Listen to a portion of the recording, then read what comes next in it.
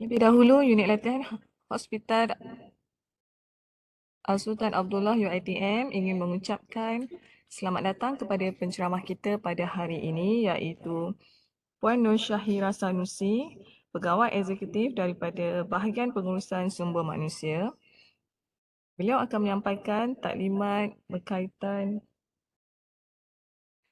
JD. Dan selamat datang juga diucapkan kepada semua staf yang sudi meluangkan masa untuk menyertai Friday kita pada hari ini. Moga taklimat ini dapat memberi maklumat dan bermanfaat kepada semua staf HASA UiTM. Baiklah, tanpa membuang masa, dijemput Puan Nur Syahira Sanusi untuk menyampaikan taklimat beliau. Sekiranya ada pertanyaan, tuan-puan boleh type di ruangan chat untuk dijawab oleh penceramah kita nanti. Dipersilakan Puan Syahira. Baik, bismillahirrahmanirrahim. Assalamualaikum, selamat pagi. Terima kasih Cik Hafiza. Okey, jelas ke suara saya, dengar ke? Jelas, dengar-dengar. Okey, baik.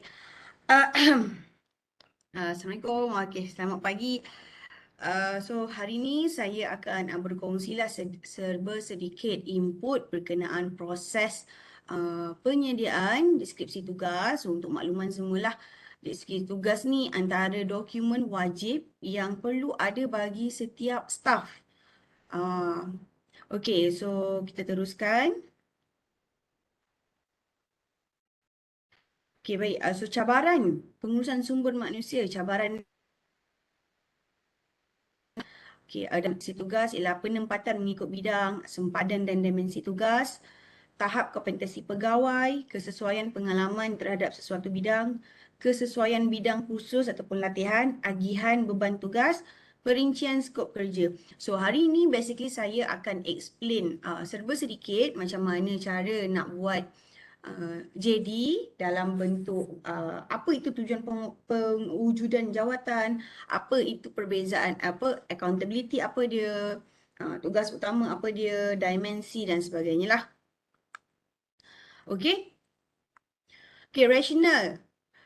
Inilah bagi dari sudut perancangan dan pengurusan sumber manusia, okay, pemilihan, pengambilan dan pelantikan, penempatan, pengisian, pembangunan latihan, saraan dan kemudahan. Okay, dari segi pembangunan organisasi, penubuhan agensi baru, penstrukturan semula, pengukuhan jawatan, audit pembangunan organisasi, penentuan nisbah, norma dan model perjawatan.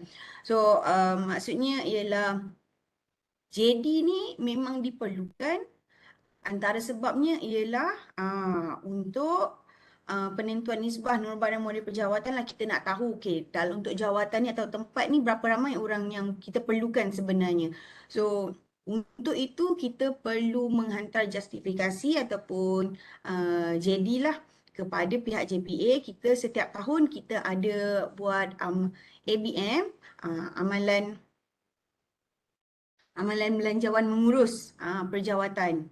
So setiap tahun kita akan minta perjawatan lah dekat JPA. Contoh macam nurse kita perlukan lagi 200 orang.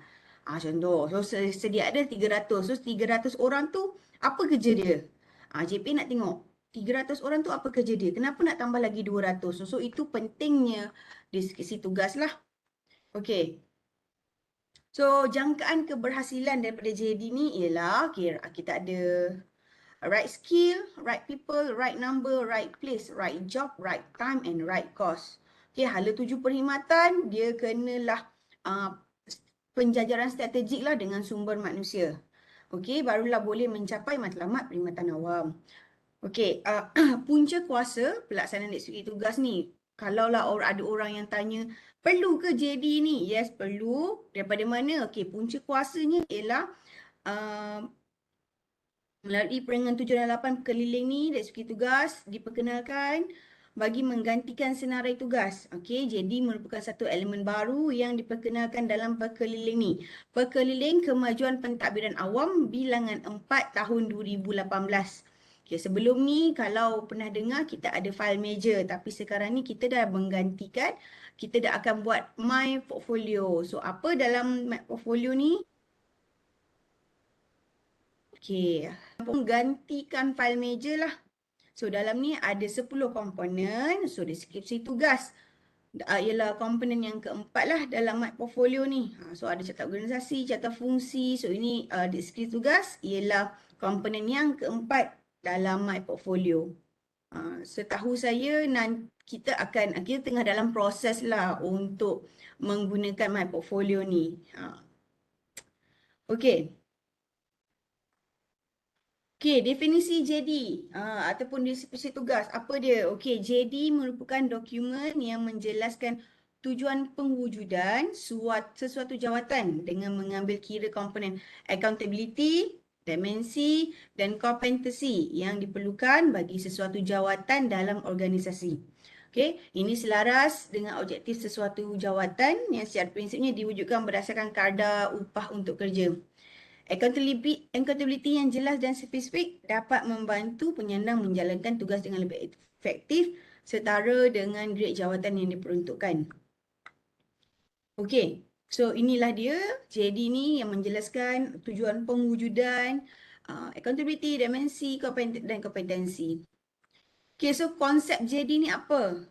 Okey, so pertama sekali ialah pengwujudan jawatan lah untuk capai matlamat organisasi. Sebab apa diwujudkan jawatan pegawai eksekutif di hospital tersebut? Kenapa pegawai eksekutif diwujudkan di jabatan pentadbiran sumber manusia? Kenapa jawatan jururawat U29 diwujudkan di Ward 6A? Macam tu. So, untuk capai matlamat organisasi lah. Okey, itu kita akan go through kejap lagi lah. Okay, so accountability jawatan selari dengan matlamat organisasi and then deskripsi tugas merujuk kepada jawatan, bukan penyandang. Okey, maksudnya dekat deskripsi tugas ni ialah contoh jawatan bukan penyandang. Contoh, saya sekarang ni ialah pegawai eksekutif N29 di unit pembangunan organisasi bahagian pengurusan sumber manusia. Andai kata kalau nanti saya bertukar jabatan ke bahagian hal ehwal Islam contoh. So, jadi saya di UPO, unit pembangunan organisasi, akan saya tinggalkan dan saya akan ambil JD jadi pegawai eksekutif di hal ehwal Islam tersebut. So JD saya di UPO saya akan tinggalkan. So itu bermaksud merujuk kepada jawatan bukannya penyandang. Macam tu, okey? So itu maksud dia. Okey, next ialah jawatan unit asas dalam organisasi. Kelima, fakta bukan andaian. Okey, next merujuk kepada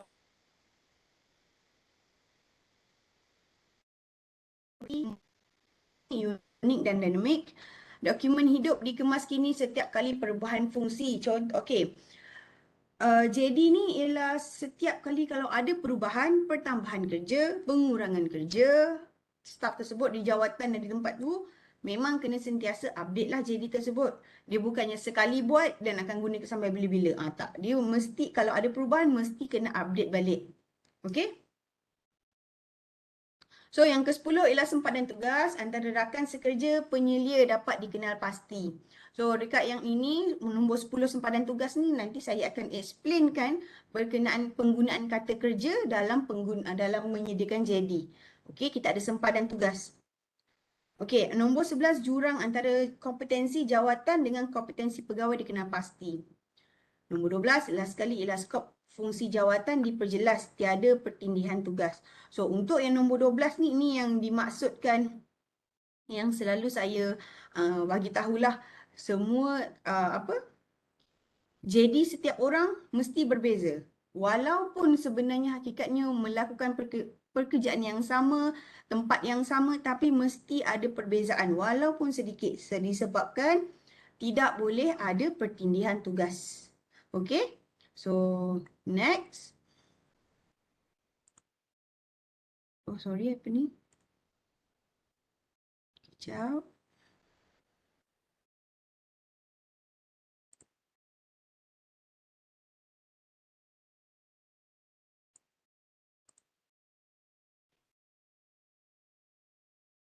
Okay. So proses penyediaan. Siapa yang bertanggungjawab menyediakan JD? Baik, so penyandang penyandang berserta penyelia dan berserta pelaras lah. Betul. Penyelia ialah PPP, pegawai penilai pertama, penyelaras ialah PPK. So dekat sini kita dah standardize kan. Penyandang lah penama. Yang PPP ialah PPP, pegawai penilai pertama staf tersebut. Tapi dekat dalam JD kita untuk template yang baru ni kita ada buat diluluskan oleh ni, kita letak PPK tu kita letakkan sebagai timbalan pengarah ataupun pengarah terus. Macam tu. So kejap lagi saya akan share, saya akan tunjuk kita punya template JD yang terbaru. So kebanyakannya mostly ramai staff yang dah pernah tengok, saya dah pernah emailkan sebelum ni. So dalam jadi ini mereka penyelia dan penyelaras mestilah duduk bersekali dan berpotensi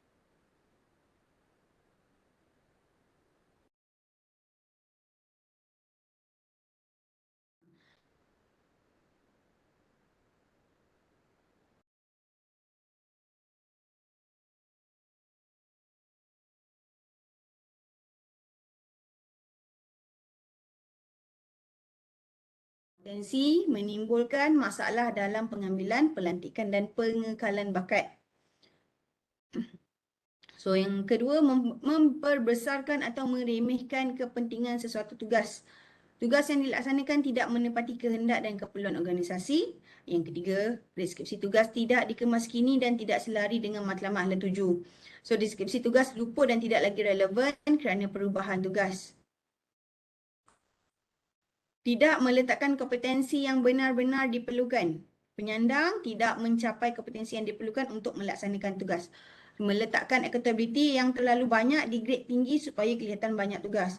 Accountability di jawatan lain, akibat dia ialah di bawah silian tidak dapat disediakan dengan baik. So, disebabkan itu, tadi saya maklumkan, dalam proses penyediaan JD, penyandang, penyelia dan penyelaras mestilah duduk sekali dan berbincang berkenaan dengan JD untuk mengelakkan kesilapan-kesilapan ni lah. Okey, lagi-lagi kita sekarang ni hospital sedang menuju audit MSQH dalam tahun depan kan. Jadi oleh itu JD ni antara komponen yang dilihatlah dalam audit MSQH itu. Kalaulah kita tak terlibat dengan MSQH sekalipun, setiap tahun kita ada minta jawatan ataupun ABM tadi saya cakap, amalan mengurus belanja perjawatan kepada JPA. So setiap tahun kita mesti kena hantar JD kepada JPA tersebut. Kalaulah JPA tak nampak kepentingan pertambahan jawatan yang kita nak, so agak susah dan agak sukar untuk hospital ataupun kita nak defend. Kenapa kita nak tambah lagi jawatan? Kita memang tahu tak cukup staff, nurse tak cukup, MO tak cukup dan sebagainya. Tapi macam mana kita nak tunjukkan dekat orang luar ataupun JPA, memang kita tak cukup. So antaranya memang melalui deskripsi tugas ni lah. So itu pentingnya deskripsi tugas.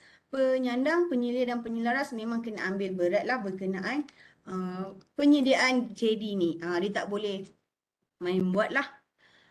Okey. So itu kesilapan dalam penyediaan deskripsi tugas. So saya teruskan. So ini dokumen-dokumen rujukan dalam penyediaan JD lah. So waran berjawatan, rancangan Malaysia, plan strategi dan sebagainya. Okey baik. So dalam deskripsi tugas kita ada 8 utama. Tujuan pengujudan jawatan, accountability, tugas utama, dimensi, kelayakan akademik, kompetensi dan pengalaman. Okay, so kita akan go through satu-satu. So bahagian sini, ini ialah template JPA. Ini ialah template JPA. Kalau kita nak tengok, sekejap saya buka kita punya template. Ini yang kita gunakan. Nampak ke yang saya share ni? Okay, so ini template JD yang kita dah gunakan lah. So atas ni, penama kena letak nama. Okey, thank you. Okey, nama, jawatan, grade dan nombor pekerja. Okey. So ini bahagian maklumat umum. Gelaran jawatan pegawai eksekutif disediakan oleh, yang ini kena tulis jawatan dan grade sahaja, bukan nama Sebab nama kita letak dekat atas. Macam saya cakap tadi, JD disediakan mengikut jawatan, bukannya penyandang. So, disediakan oleh ini ialah jawatan penama ataupun jawatan penyandang. So, ringkasan gelaran jawatan, kalau ada yang memang official, boleh tulis. Kalau tak ada, perlu. Kosongkan, grade jawatan lah. Hierarki satu ataupun bahagian yang ini ialah jabatan ataupun bahagian. Contoh macam kalau saya akan tulis unit pembangunan bahagian pengurusan sumber manusia. Saya akan ambil bahagian je, saya tak akan ambil unit sebab dia panjang sangat. So, bahagian pengurusan sumber manusia, jabatan pentadbiran dan sumber manusia. Sekejap, saya terus type lah. Tak.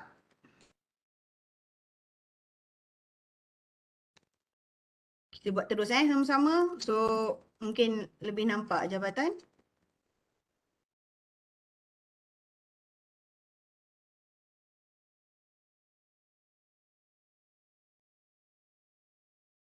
Okey, ini saya punya hierarki satu ataupun bahagian. Kalau tak ada unit, tak ada bahagian, tak ada masalah. Tulis je jabatan. Okey, hierarki dua ialah hospital. Tulis panjang lah saya tulis pendek je. HASA, UiTM. Kena tulis panjang ini. Tapi ni saya nak cepat, saya tulis pendek je. HASA. Okey, skim perkhidmatan. Tulis skim perkhidmatan lah. Kalau skim perkhidmatan juru X-ray, tulis X-ray dia punya skim. Ketua perkhidmatan ni Naib Chancellor, kedudukan di waran pejawatan kosongkan. Okey, disediakan oleh tadi, kita tulis, saya terus tulis sebab nak bagi nampak terus. Pegawai Eksekutif N29. Disemak oleh PPP saya siapa? PPP saya ialah penolong pendaftar lah. Penilai utama saya. So, diluluskan oleh ni. Okey, sebabkan saya di bawah Jabatan Pentadbiran dan Sumber Manusia. So, saya ialah di bawah Timbalan Pengarah Pengurusan. So, saya pengurusan. Macam ni. Okey, mana-mana kalaulah daripada Tuan Puan daripada pejabat polis bantuan, contoh kan direct bawah pengarah, betul tak? So, boleh disemak oleh tu, boleh letak KP32 boleh ataupun letak ketua jabatan pun boleh untuk yang disemak ni. Diluluskan ni boleh letak pengarah. Okey? So, kita nak standardizekan macam ni. Jabatan Tuan Puan ni diletakkan bawah timbalan pengarah mana? Kalau ada timbalan pengarah lah. Kalau tak ada, direct bawah pengarah, terus tulis pengarah hospital. Okay, so tarikh dokumen ialah bila tak yang tarikh Tuan Puan buat dokumen ni. Okay, kalau yang untuk stream, biasanya kalau MO, dia ada tulis perubatan lah, stream perubatan. Okay. Kalau untuk yang bidang utama, kalau ada bidang utama boleh tulis. Bidang utama biasanya kalau grade selain daripada klinikal, dia susah sikit untuk yang bidang utama ni. Kalau tak ada boleh kosongkan, tak ada masalah. Okey. Kalau untuk yang sub bidang ni, komponen kepakaran ni, biasanya kalau contoh kalau jururawat ataupun MO, dia ada spesifik. CJ profesional yang memang diiktiraf lah. Contoh macam post basic ke, pengkhususan ke. So, boleh letak dekat bahagian komponen kepakaran ni. Okey. Dekat komponen kepakaran ni boleh letak yang prof diiktiraf. Contoh, bidang utama ni saya bagi contoh pegawai pemulihan perubatan. Contoh ini ialah bidang utama dia ialah pemulihan perubatan. Contoh komponen kepakaran dia ialah contohlah fisioterapi. Kat sini komponen kepakaran. Subkomponen dia ialah fisioterapi pediatrik. Contohlah macam tu. Okey, itu dia punya pecahan dia lah. Okey, tapi andai kata kalau tak ada, kosongkan, tak ada masalah. Untuk yang bahagian komponen kepakaran dengan sub pengkhususan. Okey. Mana yang kalau tak tahu bidang utama ataupun stream ni apa, tuan puan boleh tengok dekat HR2U. Dekat situ ada apa nama dia? Job deskripsi yang general. So boleh refer dekat situlah untuk bahagian stream ni. dengan skim perkhidmatan. Okey. So ini kejap lagi saya akan explain tujuan pewujudan, accountability tugas utama. So ini template yang kita guna So ada perbezaan sedikit lah dengan JPA. So yang ini tanda tangan disediakan oleh ialah tanda tangan penama ataupun penyandang. Disemak oleh dekat sini ialah PPP penama. Okey, contoh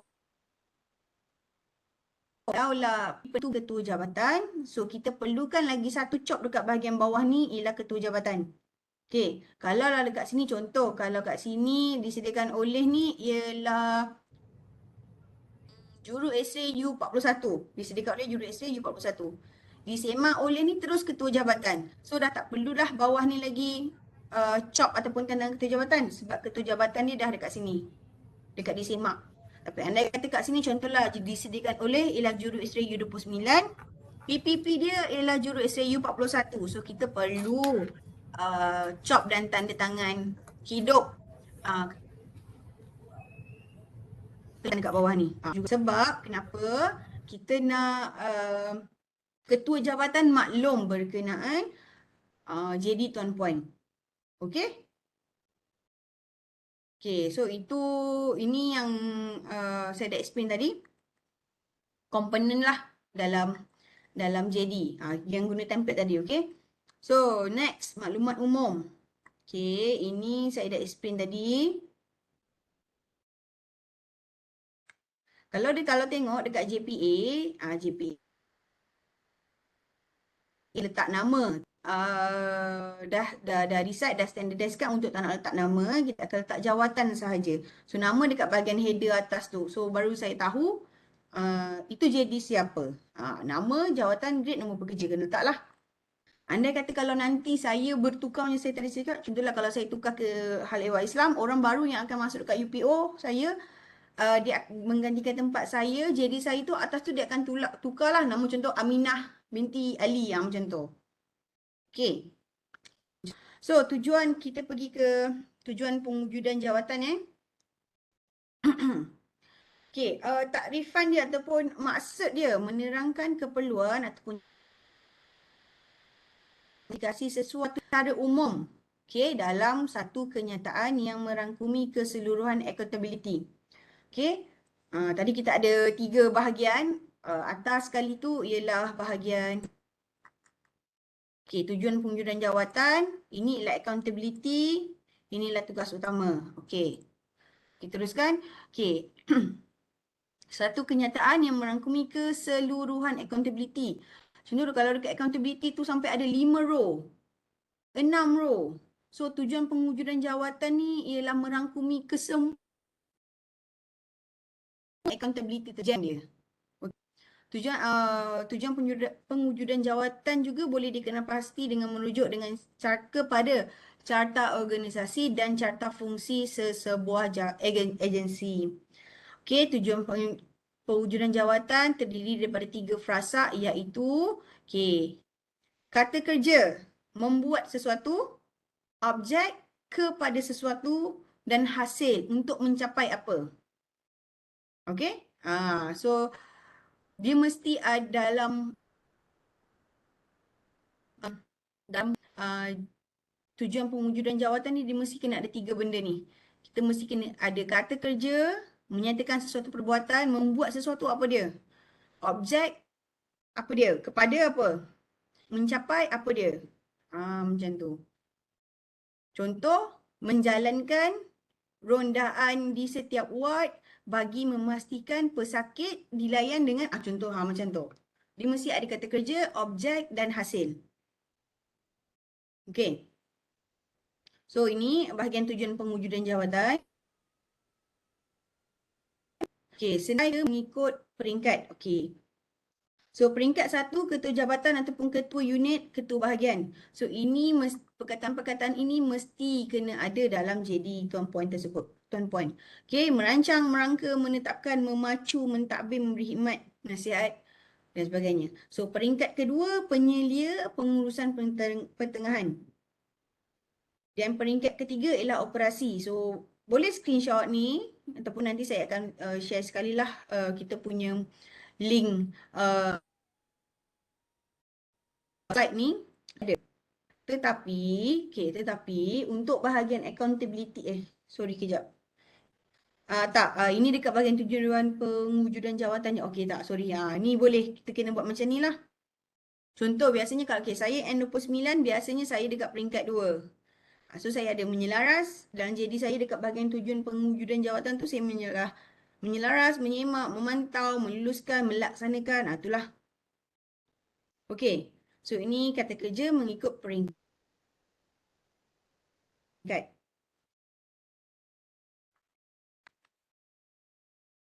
Okey. Ini contoh yang diberi ketua penolong setiausaha. Kalau ikutkan ini dekat bahagian tengah lah kan. Okey. So contoh bagi jawatan ketua penolong setiausaha Seksyen Sumber Manusia, dia punya kata kerja ialah melaksanakan objek dia hal ehwal pengurusan sumber manusia dan pembangunan organisasi. Objek dia, hasil dia ialah bagi membolehkan agensi menjalankan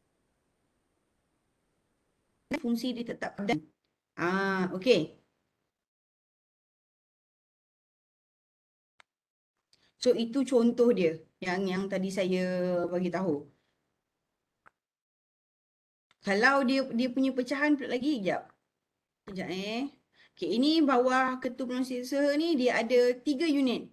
Unit pengesahan lantikan, allowance dan kemudahan, penempatan kenaikan pangkat dengan UPO, pembangunan organisasi. So ini dia punya kata kerja.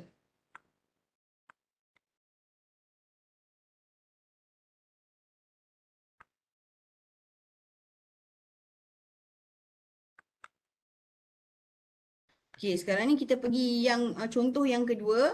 Okey, tadi kan kita dah pergi tengok ketua penolong setiausaha. So sekarang ni bawah ketua ni dia ada penolong setiausaha pula. Di unit pengesahan lantikan dan allowance kemudahan kan. Okey, jom kita tengok dia punya contoh penulisan dia apa.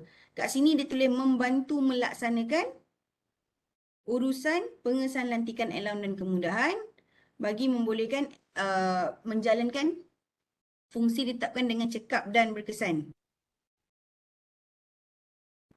Okey, kat sini kalau tengok dekat sini penolong setiausaha dia dekat bawah ketua ni kan. Kat sini dia tulis kata kerja lah membantu melaksanakan.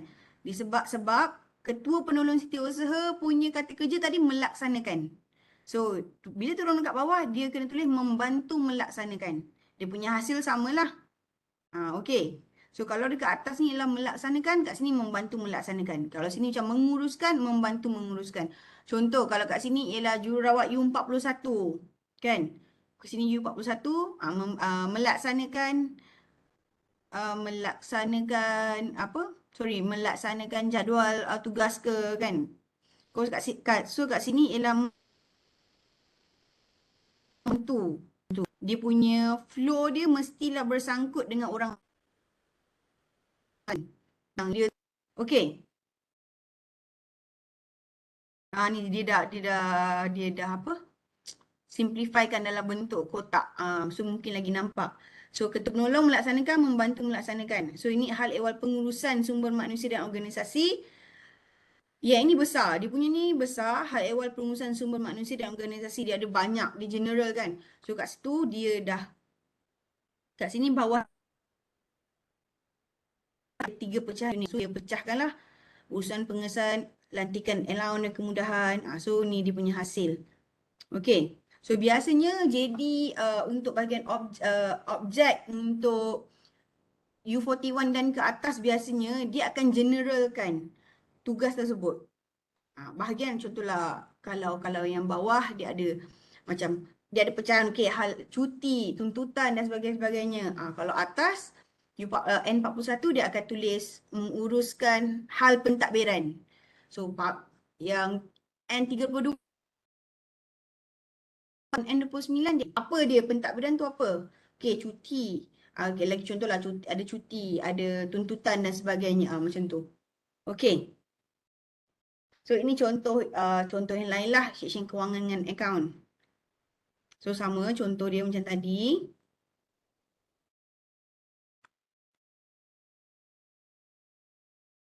So, next ialah accountability. Okay, accountability ialah merupakan tanggungjawab utama dalam sesuatu tugas yang dilaksanakan dan dapat memberikan hasil mencapai tujuan sejawatan. Okay, so kata kerja, dia sama juga, dia ada kata kerja, objek dengan hasil. So, kata kerja dekat sini ialah menyatakan sesuatu perbuatan yang boleh menentukan kompleksiti tugas bagi sesuatu grade jawatan. So, orang penyelia tidak seharusnya mempunyai kata kerja yang sama dengan pegawai di bawah seliaannya kerana setiap grade mempunyai kompleksiti tugas yang berbeza. Macam tadi saya cakap, yang atas ialah melaksanakan, yang bawah tulis konten. Okey, sebab dia mesti perbezaan kompleksiti tugas tu lah. So, apakah kata kerja ni, apakah tanggungjawab utama jawatan? Jawatan tu di-create untuk apa? So, itu kata kerja dia, and then objek. Rangkaian perkataan selepas kata kerja yang merujuk kepada siapa atau apa. Objek menerangkan fungsi jawatan ataupun produk perkhidmatan yang dilaksanakan oleh sesuatu jawatan. Dan hasil keluaran atau hasil output atau outcome merujuk kepada penghasilan dilaksanakan sesuatu tugas. Okey. Itu yang tadi pengujudan jawatan, yang ini kita masuk accountability. So ni lah mentadbir urus, contoh mentadbir urus organisasi pembinaan bagi memastikan pelaksanaan projek berjalan lancar mengikut syarat yang ditetapkan. So, ciri-ciri accountability mengenal pasti semua output utama bagi sesuatu jawatan. Tidak terikat kepada sesuatu tempoh, tugas yang spesifik, fokus. Beberapa jawatan berkongsi accountability yang sama dan pada masa yang sama. Dikategorikan mengikut keutamaan fungsi tugas. Okey, bahagian accountability, bahagian tugas utama boleh sama antara satu sama lain, tak ada masalah. Contoh macam jururawat dekat jururawat 7A contoh. Ada 20 orang. Semua basically buat kerja yang sama. Accountability tak ada masalah untuk sama. Tugas utama pun tak ada masalah untuk sama. Tetapi di bahagian dimensi mesti ada perubahan. Okey, so kejap lagi kita explain yang lebih jelas. Okey, so accountability boleh sama, tak ada isu, tak ada masalah. So inilah contoh accountability. Okey, yang tadi Ketua Perdana Usaha. Tadi tujuan pengujudan jawatan dia kan? Okey, so yang ini ialah contoh bagi accountability dia pula. So, kata kerja dia ialah melaksanakan urusan pengesahan lantikan, allowance dan kemudahan bagi membolehkan agensi. So, ini dia punya hasil samalah kebanyakannya. Melaksanakan urusan penempatan kenaikan pangkat, melaksanakan urusan pembangunan organisasi. Okey, kat sini dia letak account dia ada 3. Melaksanakan disebabkan dekat bawah dia ada 3 unit. Okey? Okey, kita dia ada 3 unit bawah dia, pengesahan lantikan, dia ada unit penempatan kenaikan dengan UPO. So dekat sini bahagian accountability dia tulis melaksanakan ni 3 lah accountability dia. Sebab di bawah dia ada 3 unit. Okey. So dia punya hasil ni depends pada ni lah hasil yang apa yang kita nak untuk mencapai apa. Okay, itu bahagian aplikasi. Tugas utama. Tugas utama merujuk kepada senarai tugas utama yang dikenal pasti dapat mencapai accountability yang ditetapkan. Okey, apa beza accountability dengan tugas utama ni kan? Okey, jom kita tengok sama-sama. Accountability ialah menghuraikan apa? Okey, tugas utama menghuraikan bagaimana? Okey, so contoh kat sini saya boleh bagi bahagian objek dia ialah urusan pembangunan organisasi ni apa yang dia buat? Dalam ni ada pertukaran penempatan staf, dalam ni ada maklumat staf, menguruskan maklumat staf, macam tu. So menghuraikan bagaimana? Okay, so ini ialah tepat yang tugas utama ialah menyenaraikan. Apa tugas dia dalam tu? Accountability dia berfokus dan tugas utama mungkin berubah. Kawalan kepada penghasilan output, yang ini ialah input. Okey, tugas okey lah. Susunan accountability perlu disenaraikan mengikut keutamaan fungsi tugas. Okey, tidak semua tugas bagi sesuatu jawatan perlu disenaraikan. Contoh, contoh saya bagi contoh kerani jabatan. Okey, antara accountability dia ialah menjaga kebersihan di jabatan tersebut lah, di pejabat kan. So itu dia punya agar sentiasa kemas dan teratur. Contoh itu bahagian accountability dia. So tugas utama dia boleh macam ni, kita boleh ambil yang penting, yang main point je. Contoh nombor satu list down kan. Okay. Nombor satu memastikan semua elektrik pintu berkunci sebelum balik. Okay. Lepas tu nombor dua ialah memastikan cleaner, contoh memastikan cleaner membersihkan ataupun menyapu semua. Kita ambil yang general point macam tu, yang memang okay, itu memang dia kena buat. Tapi tak perlulah tulis sampai setiap pagi kena buka, kena switch on lampu, setiap pagi kena ambil penyapu, setiap pagi macam tu. Tak perlu sampai macam tu. Dia generalkan yang manpower kecil-kecil tu untuk dapatkan satu point. Macam tu. Okey. Itu beza accountability dengan tugas utama. Okey. So next, contoh, kita tengok contoh tugas utama. Okey, kita tengok jawatan ketua penolong setiausaha. Ini dah lengkap teruslah. Okey, tujuan pengujudan jawatan dia melaksanakan hal ehwal sumber manusia dan pembangunan organisasi bagi membolehkan agensi menjalankan fungsi ditetapkan. Okey, kat sini dia memang generalkan terus hal ehwal sumber manusia, pembangunan organisasi. Dia dah generalkan terus dalam tujuan pengujudan jawatan. Okey. Ability dia, pengesahan latihan. So, ini point 1. Urusan penempatan, point 2. Ini adalah point 3. So, 3 point accountability dia sekalikan dalam tujuan pengujudan jawatan dia. Okay. Okay, so next kita pergi accountability. Accountability yang pertama ialah pengesahan lantikan. So, tugas utama dia dalam pengesahan lantikan dan allowance dan kemudian ni apa benda yang dia kena buat? Okay, menyemak dan menganalisis data, mengadakan sesi rundingan perbincangan, menyediakan kertas makluman dan pertimbangan, mengesyorkan cadangan untuk penelitian pegawai. Macam ni. Okey. Okey, so sama jugalah urusan penempatan, kenaikan pangkatan dan tertib. So ini dia punya tugas utama dia.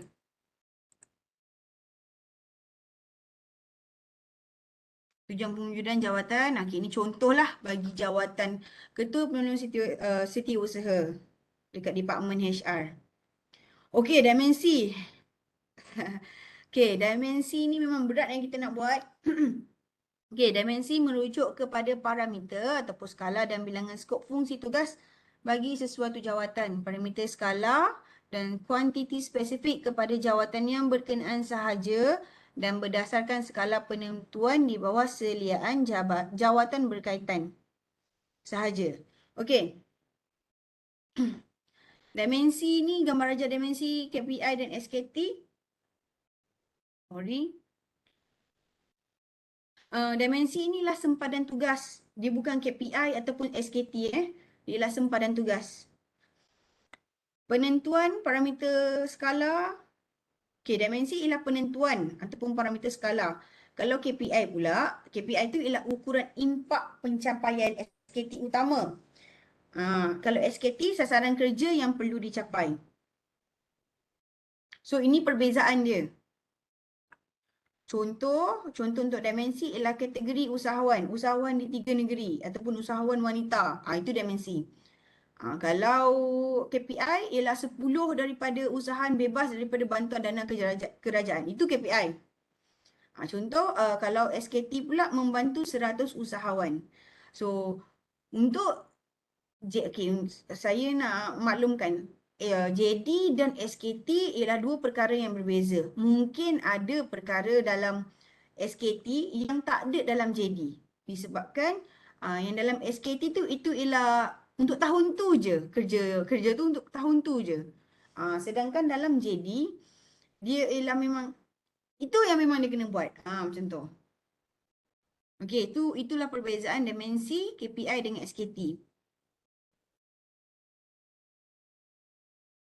Okey, so contoh untuk yang penolong setiausaha tadi kita dah tengok accountability tugas utama.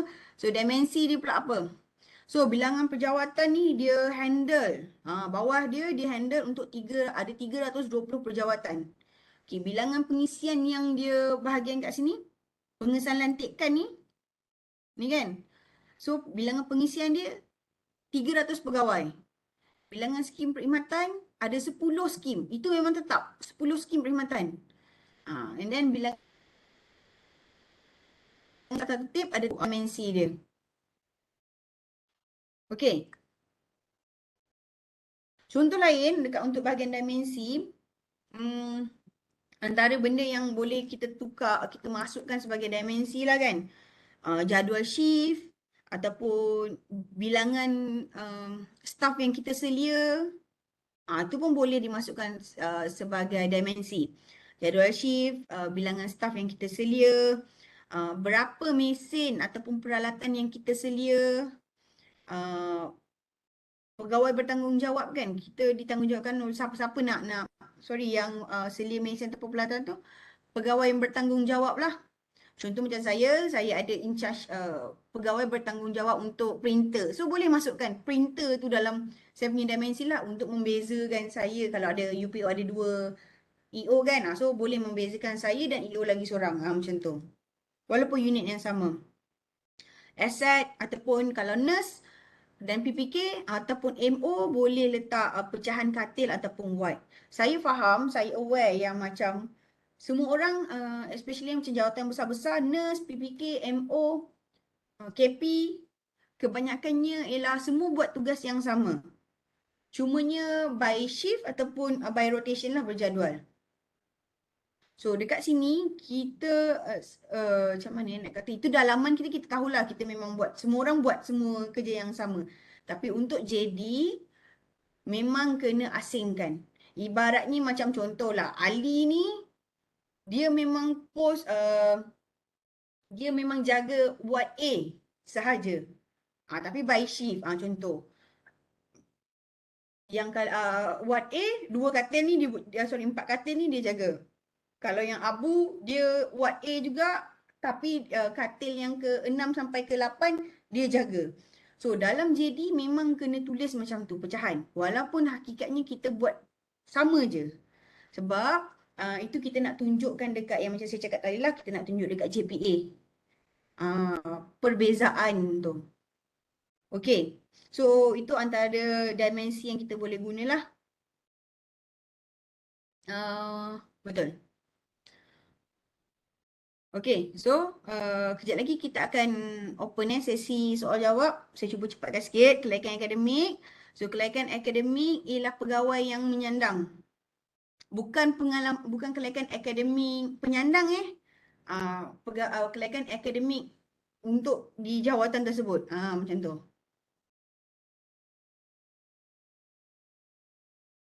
So ini ialah kompetensi. Kompetensi kemahiran kriteria individu merujuk kepada kemahiran kriteria yang diperlukan oleh pegawai untuk menyandang sesuatu jawatan. Okey? Nanti saya share sebab ini rasanya macam tak berat sangat bahagian kompetensi ni, senang. So, pengalaman pun sama. Pengalaman merupakan tempoh minimum yang diperlukan bagi melaksanakan fungsi di jawatan tersebut. Bukannya pengalaman penyandang ya, bukan. Macam sebelum ni pernah bekerja di syarikat swasta, sekian. No, bukan. Ini ialah tempoh minimum melaksanakan fungsi di jawatan tersebut. Okey, baik. So, ini saya gerak terus je. Okey, siapa yang perlu soalan lazim? Siapa yang perlukan JD? Siapa yang kena ada JD? Jawapannya ialah semua orang kena ada JD. Tak kisah grade, tak kisah pangkat dan jawatan. Semua orang kena ada. Okey. So, saya rasa saya open terus kepada bahagian Q&A lah. Kita pun masa dah suntuk. Boleh? Boleh ke Cik Hafiza kita teruskan kepada bahagian ni? Boleh Syira untuk buka Q&A. Saya ada nampak satu soalan. Ada yang bertanya template JD ni akan diberi kepada semua staff ke nanti? Terima kasih. Ya, template jadi boleh dapatkan. Nanti saya akan bagi bagilah dekat bahagian pembangunan. So boleh sertakan sekali slide ni dan juga berserta template. Oh sorry, saya terlupa dalam bahagian paling penting, proses penghantaran JD. Sorry last Proses penghantaran JD ialah, pertama sekali disediakan oleh penama and then dapatkan tanda tangan PPP dan PPK. And then hantar ke bahagian pengurusan sumber manusia berjumpa dengan saya ataupun Puan Nadia untuk semakkan. Kalaulah dah okey, kami akan chop terima. Selepas tu kami akan pulangkan semula kepada penama. So penama apa kena buat? Ada dua benda. Satu, kena scan dan masuk ke dalam Google Drive yang telah ditetapkan lah jabatan apa semua dan rename nama tuan puan. Yang kedua ialah yang hard copy kena serahkan kepada kerani jabatan ataupun ketua jabatan untuk disimpan hard copy. HR tak simpan JD yang hard copy. Kita hanya simpan yang soft copy sahaja. Okey, so itu proses penghantaran JD. Okey. Sorry. Next, ada lagi ke? Soalan?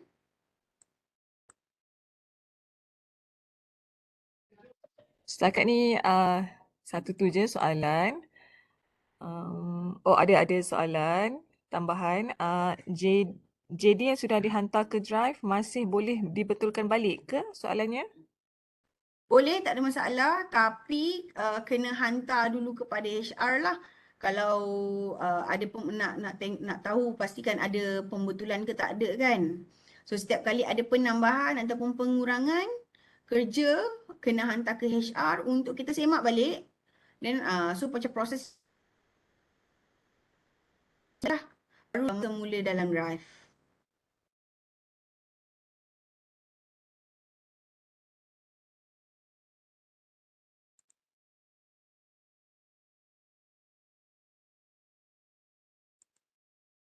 Okey, lain?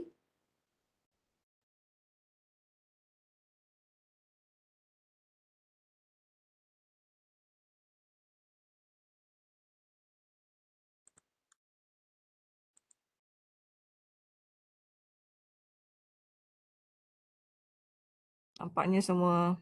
Okey, ada soalan. Untuk skim dan stream semak dalam HR2U di bahagian mana Okey, pertanyaan? kalau tengok buka dekat HR2U nanti dia ada bahagian skisi tugas dalam kurungan general. Kalau tak jumpa boleh je Google tulis skim perkhidmatan jawatan apa. So nanti dia akan keluar. Macam tu. Tu kalau nak lagi mudah lah kan. Tak nak malas nak buka HR2U. Yang itu adalah general kan, betul tak, untuk setiap skim tu? Betul. Dia akan general untuk setiap skim lah. So untuk skim dan stream boleh ambil yang general tu sebab memang semua skim dan stream sama.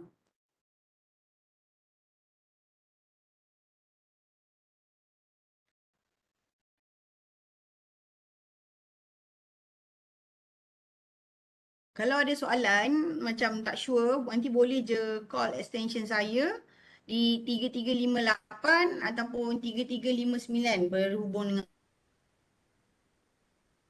untuk berkenaan dengan dia.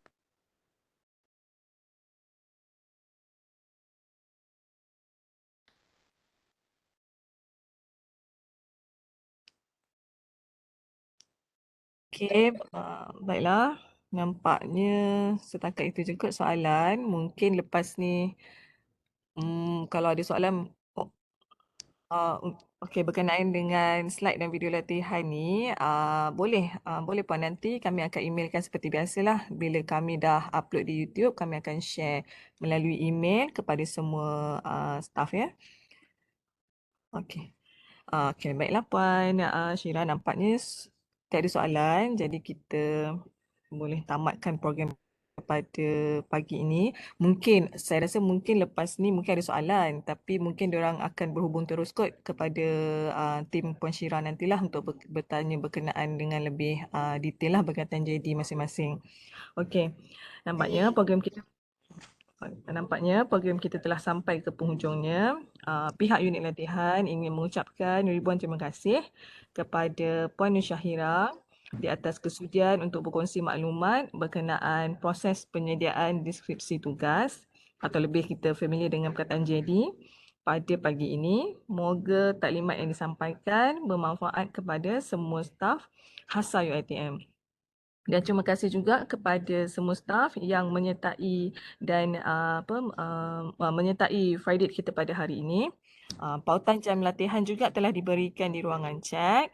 Kita akan buka selama 15 minit lah sekurang-kurangnya. Dan kita akhiri program kita pada hari ini dengan tasbih, kafarah dan surah Al-As.